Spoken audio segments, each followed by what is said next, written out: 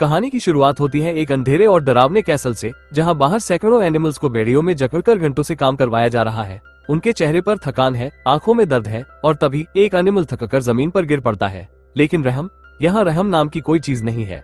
Guard उसे जबरदस्ती उठाकर फिर से काम पर लगा देता है। ये साफ दिखाता है कि इन मासूम एनिमल्स के साथ कितनी क्रूरता हो रही है। तभी अचानक आसमान में एक चमकदार रोशनी दिखाई देती है और उस रोशनी के बीच से उतरती है ग्लिंडा, अपनी उड़ने वाली झाड़ू पर सवार। वो बिजली की तेजी से गार्ड्स पर हमला करती है और एक एक करके सबको गिरा देती है। कुछ ही पलों में सभी एनिमल्स आजाद हो जाते हैं। लेकिन तभी आसमान में फिर से हलचल होती है। सोल्जर्स का एक पूरा ग्रुप उड़ती झाड़ुओं पर बैठकर उसकी तरफ बढ़ रहा है। स्थिति बिगड़ती देख ग्लिंडा तुरंत वहां से निकल जाती है और अगले ही पल पूरा शहर दहशत में डूब जाता है। हर जगह नोटिस लगा दिया जाता है, अल्फाबा से सावधान रहें। कहा जाता है कि हमला उसी ने किया है। कोई नहीं जानता वो अगला हमला कब करेगी, लेकिन सच्चाई क्या है? असल में अल्फाबा एनिमल्स से प्यार करती है। वो उनके अधिकारों के लिए लड़ती है। वो बुरी नहीं है, बल्कि एक सच्ची और बहादुर इंसान है। लेकिन विज़र्ड ऑफ ओज ने उसके बारे में जो कहानियां फैलाई हैं, उन्होंने उसे पूरी दुनिया के सामने खलनायक बना दिया है। ओज के लोग जो कुछ जानते हैं वो सब झूठ है, पर सच साबित करना इतना आसान नहीं। और इन सब के बीच अल्फाबा को सबसे ज्यादा याद आती है ग्लिंडा की। दूसरी तरफ दिखाया जाता है ग्लिंडा को, जो अब विज़र्ड ऑफ ओज की आधिकारिक स्पोक्सपर्सन बन चुकी है। साथ ही उसकी प्रिंस के साथ सगाई भी हो चुकी है। तभी मैजिकल यूनिवर्सिटी की पुरानी डीन उसके पास आती है। वो कहती है अल्फाबा की वजह से लोग डरे हुए हैं। वो ग्लिंडा को एक जादुई बबल देती है और एक छड़ी भी। इस बबल के अंदर जाकर सबको भरोसा दिलाओ कि अल्फाबा से डरने की जरूरत नहीं है, और छड़ी हिलाना ताकि सबको लगे तुम इसे कंट्रोल कर रही हो। ग्लिंडा के चेहरे पर हल्की मुस्कान आ जाती है। उसे ये सब बहुत अच्छा लगता है और फिर वो उसी जादुई बबल में बैठकर ओज के लोगों के सामने पहुंचती है और सबसे पहला ऐलान करती है येलो ब्रिक रोड बन चुका है। ग्लिंडा जिस येलो ब्रिक रोड का ऐलान करती है वही सड़क है जिसे बेचारे एनिमल से जबरदस्ती बनवाया गया था। वही सड़क जिसके निर्माण के दौरान उन पर अत्याचार हो रहा था और उन्हीं को बचाने के लिए अल्फाबा ने हमला किया था। लेकिन सच्चाई को छुपाकर अब कहानी पलट दी गई है। ग्लिंडा लोगों से कहती है अल्फाबा से डरने की कोई जरूरत नहीं है। तभी डीन आगे बढ़ती है और एक बड़ा ऐलान करती है प्रिंस उस सेना के कैप्टन होंगे जो अल्फाबा को पकड़ कर लाएगी। भीड़ खुशी से चिल्ला उठती है। उन्हें लगता है कि अब उनकी सुरक्षा पक्की है। इसी बीच विज़र्ड के आदेश पर अल्फाबा के बारे में और भी झूठ फैलाए जाते हैं। कहा जाता है वो एक दुष्ट विच है, उसकी 3 आंखें हैं, वो कभी किसी पर रहम नहीं करती। लेकिन जब प्रिंस ये सब सुनता है उसके चेहरे पर खुशी नहीं दर्द दिखाई देता है, क्योंकि वो जानता है ये सब झूठ है। और तभी वो चुपचाप स्टेज से नीचे उतर जाता है। दूसरी तरफ बादलों के ऊपर अपनी उड़ती झाड़ू पर सवार अल्फाबा नजर आती है। वो आसमान में जादू से एक संदेश लिखती है, हमारा विज़र्ड झूठा है, सच अब आसमान में चमक रहा है। लेकिन डीन तुरंत चाल चलती है। वो ग्लिंडा का चेहरा दूसरी तरफ मोड़ देती है और अपने जादू से उस संदेश को बदल देती है। अब आसमान में लिखा है ओस डाइज, यानी ओस के लोग मारे जाएंगे। भीड़ गुस्से से उबल पड़ती है। अब नफरत और भी गहरी हो चुकी है। तभी उड़ने वाले जादुई बंदरों की सेना अल्फाबा का पीछा करना शुरू कर देती है। वो तेजी से जंगलों की तरफ निकल जाती है और चतुराई से सबको चकमा देकर गायब हो जाती है। लेकिन उसके पीछे सिर्फ मंकीज नहीं है, प्रिंस भी अपनी सेना के साथ उसका पीछा कर रहा है। एक जगह आकर वो रुकता है। उसकी नजरों के सामने अल्फाबा छुपी हुई है। दोनों की नजरें मिलती हैं। एक पल के लिए समय जैसे थम जाता है। फिर प्रिंस अपनी सेना से कहता है अब हमें वापस लौटना होगा। सभी सैनिक हैरान होते हैं, लेकिन आदेश मान लेते हैं। दरअसल वो अल्फाबा को पकड़ना ही नहीं चाहता था और ये बात अल्फाबा भी समझ जाती है। दूसरी तरफ ओस की हालत और बिगड़ रही है। एनिमल्स अब शहर छोड़कर जा रहे हैं, क्योंकि उड़ने वाले मंकीज के अत्याचार बढ़ते जा रहे हैं। ओस छोड़कर जा रहे एनिमल्स के बीच एक बेयर भी है, वही जिसने बचपन से अल्फाबा का ख्याल रखा था। वो सिर्फ एक एनिमल नहीं, उसकी केयरटेकर उसकी अपनी थी। अल्फाबा उनके सामने आती है और कहती है ओस हमारा घर है, हम इसे छोड़कर नहीं जा सकते। लेकिन बेयर जवाब देती है यहाँ रुकने की अब कोई वजह नहीं बची। तभी वहाँ एक लान आता है, डरपोक लान। वो गुस्से में अल्फाबा से कहता है ये सब तुम्हारी वजह से हो रहा है। अगर तुमने मंकीज को उड़ने की ताकत नहीं दी होती तो आज वो हम पर अत्याचार नहीं कर पाते। अब कोई उसकी बात सुनना नहीं चाहता। हर तरफ सिर्फ इल्जाम है। टूटी हुई लेकिन हिम्मत नहीं हारी हुई अल्फाबा अपनी हाफ सिस्टर के पास जाती है, जो अब अपने पिता की मृत्यु के बाद मंचकिनलैंड की नई गवर्नर बन चुकी है। और उसने एक नया नियम लागू किया है, मेरी परमिशन के बिना कोई भी यहाँ से बाहर नहीं जाएगा। सच ये है कि वो बोक से प्यार करती है, लेकिन बोक यहाँ रुकना ही नहीं चाहता। नए कानून की वजह से वो मजबूरी में वही है और अब उसी के लिए काम करता है। अल्फाबा अपनी बहन से कहती है मुझे तुम्हारी मदद चाहिए, लेकिन जवाब आता है मैं तुम्हारी मदद नहीं करना चाहती। तुम्हारी वजह से मैं बदनाम हुई। पिता के मरने के बाद भी तुम मुझसे मिलने नहीं आए। उसके शब्दों में सालों का दर्द छुपा है। वो बचपन से व्हीलचेयर पर है, उसके दोनों पैर काम नहीं करते और जिस इंसान से वो प्यार करती है वो उसे कभी प्यार नहीं करता। तभी अल्फाबा जादुई किताब खोलती है। वो एक स्पेल पढ़ती है और अचानक उसकी बहन हवा में उठने लगती है। पहली बार वो बिना सहारे के हवा में उड़ रही है। उसके चेहरे पर ऐसी खुशी है जो उसने पहले कभी महसूस नहीं की। उसी वक्त बोक वहां आता है। वो कहता है, मुझे न्यूज़पेपर से पता चला ग्लिंडा और प्रिंस की शादी होने वाली है। मैं उससे मिलने जा रहा हूँ। मैं हमेशा से ग्लिंडा से प्यार करता था, बस कभी कह नहीं पाया। अब बताऊंगा। ये सुनकर अल्फाबा की बहन का दिल टूट जाता है। वो धीरे से कहती है, तुम्हारे दिल पर सिर्फ मेरा हक है। उसकी आंखों में आंसू है और दिल में जलन। तभी वो उसी जादुई किताब से एक और स्पेल पढ़ती है ताकि बोक उसे प्यार करने लगे। जैसे ही अल्फाबा की हाफ सिस्टर प्यार वाला स्पेल पढ़ती है, कुछ गड़बड़ हो जाती है।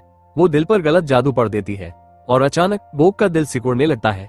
उसकी सांसें धीमी हो रही हैं। वो मरने वाला है। घबराकर अल्फाबा अपनी बहन से कहती है, तुम बाहर जाओ। दरवाजा बंद होते ही वो ग्रीमरी खोलती है और एक दूसरा ज्यादा खतरनाक स्पेल पढ़ती है। कुछ देर बाद दरवाजा खुलता है। अल्फाबा बाहर आती है, थकी हुई लेकिन शांत। वो कहती है, सब ठीक है, और फिर वो वहां से निकल जाती है क्योंकि उसे पता है उसके सारे लोग ग्लिंडा और प्रिंस की शादी में आने वाले हैं और वही उसका मौका है सच को सबके सामने लाने का। लेकिन पीछे उसकी बहन के सामने आता है बोक। अब वो पहले जैसा नहीं रहा, वो टिनका बन चुका है। दरअसल अगर अल्फाबा उसे टिनका न बनाती तो उसकी जान चली जाती। बोक जिंदा तो है लेकिन अपने इस नए रूप से बेहद दुखी। दूसरी तरफ ग्लिंडा अपनी शादी की तैयारियों में व्यस्त है। शाही माहौल, रोशनी, संगीत। तभी अचानक अल्फाबा वहां पहुंच जाती है। दोनों की आंखें मिलती हैं। ग्लिंडा कहती है, मैं तुम्हें खुद विज़र्ड से मिलवाऊंगी। लेकिन अल्फाबा शांत आवाज में जवाब देती है, जरूरत नहीं है। वो सीधे ऊपरी इमारत की तरफ बढ़ जाती है जहां विज़र्ड अपनी मशीनों के बीच खड़ा है।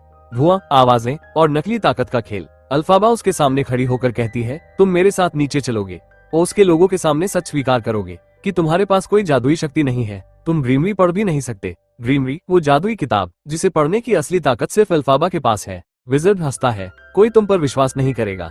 सब मुझे पूछते हैं, मुझ पर भरोसा करते हैं। तभी ग्लिंडा भी वहां आ जाती है। वो कहती है, हम साथ मिल सकते हैं, एक परिवार की तरह। अगर हम सब साथ नीचे जाएंगे तो लोग तुम पर भी विश्वास करेंगे। कुछ पल की खामोशी। अल्फाबा गहरी सांस लेती है। ठीक है, मैं तुम्हारी बात मानने को तैयार हूँ, लेकिन एक शर्त पर। कमरे का माहौल गंभीर हो जाता है। एनिमल्स पर अत्याचार बंद होंगे। जो एनिमल्स ओस छोड़कर जा चुके हैं उन्हें वापस आने की अनुमति होगी। कोई भी उन्हें रोक नहीं सकेगा। अब फैसला विज़र्ड के हाथ में है। अल्फाबा अपनी आखिरी शर्त रखती है, सभी फ्लाइंग मंकीज को आजाद किया जाएगा। विज़र्ड मान जाता है। ग्लिंडा राहत की सांस लेती है। वो मुस्कुराकर कहती है, आज मेरी शादी है, और नीचे चली जाती है। कमरे में अब सिर्फ अल्फाबा और विज़र्ड है। विज़र्ड उसे एक चाबी देता है। अल्फाबा दरवाजा खोलती है और सामने कैद फ्लाइंग मंकीज दिखाई देते हैं। उनमें चिस्ट्री भी है जिसे वो पहले से जानती है। वो धीरे से कहती है, तुम सब आजाद हो। पिंजरे खुलते हैं। मंकीज खुशी से उड़ जाते हैं। लेकिन तभी चिस्ट्री वापस लौटता है। वो पास के एक और दरवाजे को धक्का देता है। दरवाजा खुलता है और अंदर हजारों एनिमल्स कैद हैं। कमरे में सन्नाटा छा जाता है। अल्फाबा की आंखों में गुस्सा जल उठता है। विज़र्ड ने उससे झूठ बोला था। उसी वक्त विज़र्ड भी वहां पहुंच जाता है। अल्फाबा उसकी तरफ मुड़कर कहती है, तुमने पूछा था मेरी दिली इच्छा क्या है। मेरी इच्छा है कि मैं मरते दम तक तुमसे लड़ूं। अगले ही पल वो अपने जादू से सारे पिंजरों के ताले तोड़ देती है। भागो। एनिमल्स हर दिशा में दौड़ पड़ते हैं। विज़र्ड घबराकर भागने लगता है। नीचे जहां ग्लिंडा की शाही शादी चल रही है, अचानक अफरा तफरी मच जाती है। लोग चीख रहे हैं, एनिमल्स भाग रहे हैं। शादी का समारोह बिखर जाता है। प्रिंस तुरंत ऊपर की तरफ दौड़ता है।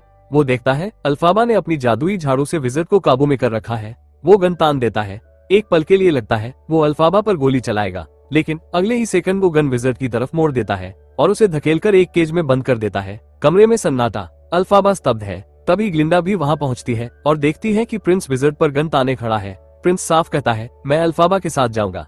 ये सुनकर ग्लिंडा का दिल टूट जाता है। उसे लगता है इन दोनों के बीच कुछ है। ईर्ष्या, दर्द, अपमान, सब एक साथ उसके चेहरे पर साफ दिखाई देता है। और फिर अल्फाबा और प्रिंस वहां से निकल जाते हैं। पीछे बंद केज में खड़ा विज़र्ड चीखता है, उन्हें पकड़ो, हमें उन्हें हर हाल में पकड़ना होगा। विज़र्ड घबराया हुआ कहता है, हमारे पास फ्लाइंग मंकीज नहीं है, उनके बिना हम कुछ नहीं कर सकते। तभी ग्लिंडा की आंखों में ठंडा गुस्सा चमकता है। वो कहती है, उन्हें पकड़ने का एक ही तरीका है, अफवाह फैला दो कि अल्फाबा की बहन मुसीबत में है। वो खुद हमारे सामने आ जाएगी। दूसरी तरफ अल्फाबा अपने हाइडआउट में प्रिंस को लेकर आती है।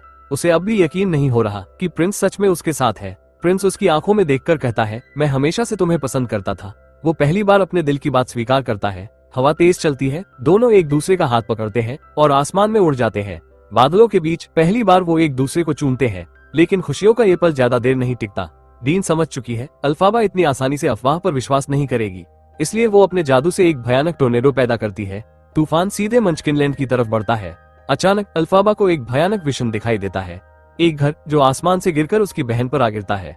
वो घबरा जाती है। मुझे जाना होगा, वो प्रिंस से कहती है। प्रिंस जवाब देता है, मैं भी तुम्हारे साथ आऊंगा। अल्फाबा मना करती है, ये बहुत खतरनाक है, लेकिन प्रिंस दृढ़ आवाज में कहता है, हम हमेशा साथ रहेंगे।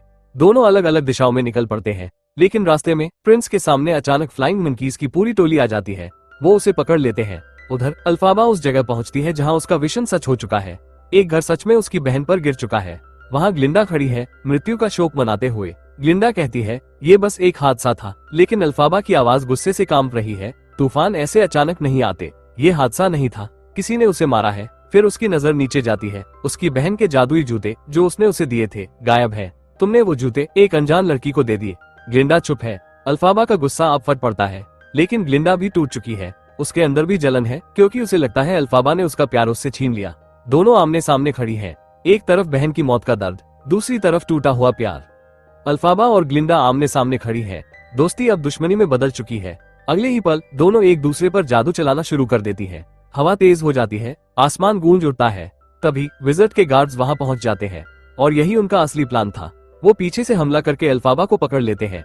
ग्लिंडा चुप खड़ी रहती है, शायद उसे भी अंदाजा नहीं था कि बात यहाँ तक पहुंच जाएगी। गार्ड्स अल्फाबा को ले जाने ही वाले होते हैं कि अचानक प्रिंस वहां पहुंचता है, और इस बार वो अकेला नहीं है, उसके साथ फ्लाइंग मंकीज की पूरी टोली है। अब वो अल्फाबा का साथ दे रहे हैं। प्रिंस सीधे ग्लिंडा को गन पॉइंट पर ले लेता है। उसकी आवाज ठंडी है, अल्फाबा को छोड़ दो। मजबूरी में गार्ड्स उसे छोड़ देते हैं। अल्फाबा अपनी उड़ने वाली झाड़ू पर बैठती है और वहां से निकल जाती है। प्रिंस मंकीज से कहता है, तुम भी उसके साथ जाओ, उसकी रक्षा करना। मंकीज उड़ जाते हैं। अगर प्रिंस भी उनके साथ चला जाता तो पीछे से हमला करके सबको मार दिया जाता, लेकिन अब गार्ड्स प्रिंस को पकड़ लेते हैं। दूसरी तरफ अल्फाबा अपने हाइडआउट में पहुंचती है। वो ग्रीमरी खोलती है और एक शक्तिशाली स्पेल पढ़ती है, ताकि चाहे प्रिंस को कितना भी टॉर्चर किया जाए, उसे दर्द महसूस न हो, उसे कोई नुकसान न पहुंचे, उसकी जान सुरक्षित रहे। लेकिन कुछ देर बाद उसे एहसास होता है उसने स्पेल सही से नहीं पढ़ा। उसका चेहरा सख्त हो जाता है। उसे विश्वास हो जाता है प्रिंस अब इस दुनिया में नहीं रहा, वो टूट चुकी है। उसने हमेशा अच्छा सोचा, दुनिया के लिए लड़ी, सच के लिए खड़ी रही, लेकिन बदले में उसे क्या मिला? धोखा, नफरत और अब प्यार की मौत। और उसी पल वो तय करती है, अगर दुनिया मुझे बुरा समझती है तो अब मैं सच में बुरी बनूंगी। दूसरी तरफ ओज में हर कोई उसके खिलाफ हो चुका है। बोक, जो अब तिनका बन चुका है, सबके सामने कहता है, अल्फाबा ने मुझे ऐसा बना दिया, मेरे अंदर अब कोई दिल नहीं है। डरपोक लान भी कहता है, मेरी हालत की जिम्मेदार वही है। अब पूरी जनता उसके खिलाफ है। लेकिन ग्लिंडा, उसके चेहरे पर सुकून नहीं है।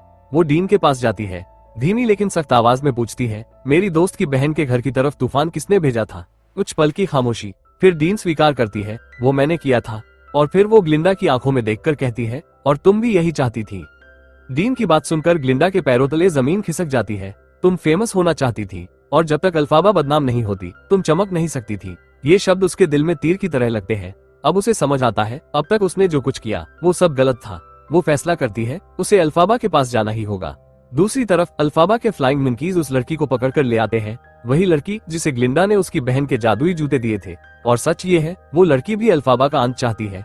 इसी बीच ग्लिंडा वहां पहुंचती है। वो अल्फाबा को सब सच बता देती है। ओस के लोग तुम्हारे खिलाफ हैं, लेकिन मैं गलत थी। मैंने तुम्हें गलत समझा। तुम बुरी नहीं हो, तुम हमेशा सही थी। अल्फाबा शांत खड़ी सुनती है, फिर धीमी आवाज में कहती है, ये बात कभी किसी को मत बताना।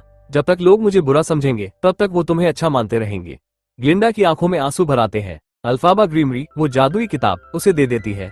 ग्लिंडा कांपती आवाज में कहती है, मैं इसे पढ़ नहीं सकती। अल्फाबा हल्की मुस्कान देती है, तुम्हें सीखना होगा। तुम अच्छाई से वो बदल सकती हो जो मैं कभी नहीं कर पाई। फिर वो ग्लिंडा को एक जगह छुपा देती है। दोनों एक दूसरे को आखिरी बार देखती है, आंखों में आंसू, दिल में हजारों यादें और एक अंतिम अलविदा। तभी ग्लिंडा अंदर से देखती है, बाहर वही लड़की खड़ी है, उसके हाथ में पानी की बाल्टी है। वो अल्फाबा पर पानी फेंक देती है, एक चीख, और अगले ही पल अल्फाबा का शरीर पिघलने लगता है। उसका जादू, उसकी ताकत, सब खत्म हो जाता है। उसे मारने का सिर्फ एक ही तरीका था, पानी। कुछ देर बाद ग्लिंडा बाहर आती है। वहाँ कुछ भी नहीं बचा, सिर्फ अल्फाबा की काली हैट। वो हैट को सीने से लगा लेती है और फूट फूट कर रो पड़ती है। तभी चिस्ट्री आता है, वही फ्लाइंग मंकी जो उसका सबसे सच्चा दोस्त था। वो ग्लिंडा को एक छोटी हरी बोतल देता है, ग्रीन जादुई सीरम। ये उसकी माँ की आखिरी निशानी है। असल में प्रिंस की मौत ने अल्फाबा को अंदर से तोड़ दिया था। वो पहले ही टूट चुकी थी, शायद इसलिए उसने खुद को सरेंडर करना चुना, एक विलेन की तरह मरकर एक हीरो को जन्म देने के लिए। ओस अब उसे एक दुष्ट विच के रूप में याद रखेगा, लेकिन सच जानती है सिर्फ एक इंसान, ग्लिंडा। और अब उसके हाथ में है ग्रीमरी। ग्लिंडा उस ग्रीन सीरम की बोतल लेकर विज़र्ड के पास पहुंचती है।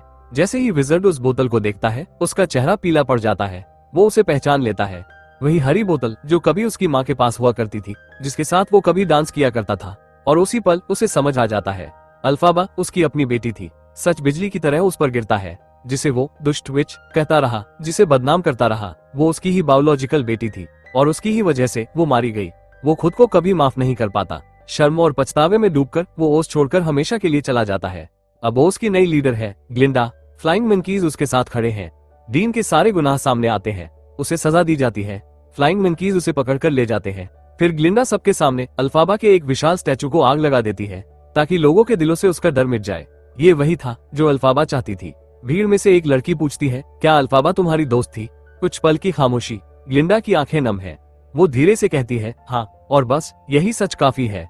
अब वो एक नया नियम लाती है, इंसान और एनिमल साथ रहेंगे, कोई किसी पर अत्याचार नहीं करेगा। धीरे धीरे ओस में सारे एनिमल वापस लौट आते हैं, शांति लौट आती है। लेकिन कहानी यही खत्म नहीं होती। दूसरी तरफ अल्फाबा के पुराने हाइडआउट पर एक अजीब सा दिखने वाला इंसान आता है। वो दरवाजे पर हल्की दस्तक देता है। अंदर से अल्फाबा बाहर आती है, जिंदा। दरअसल उसकी मौत एक प्लान था। वो सच में नहीं मरी थी। वो अजीब सा इंसान और कोई नहीं, प्रिंस है, जिसे सब मृत समझ रहे थे। उसका जादू असल में पूरा हो चुका था। अब वो इंसान नहीं, स्केयरक्रो बन चुका है। वो मुस्कुराकर कहता है, सबको यही लगता है कि तुम मर चुकी हो, जैसा तुम चाहती थी। दोनों एक दूसरे को देखते हैं। इस बार न कोई डर, न कोई पीछा, न कोई झूठ, बस आजादी।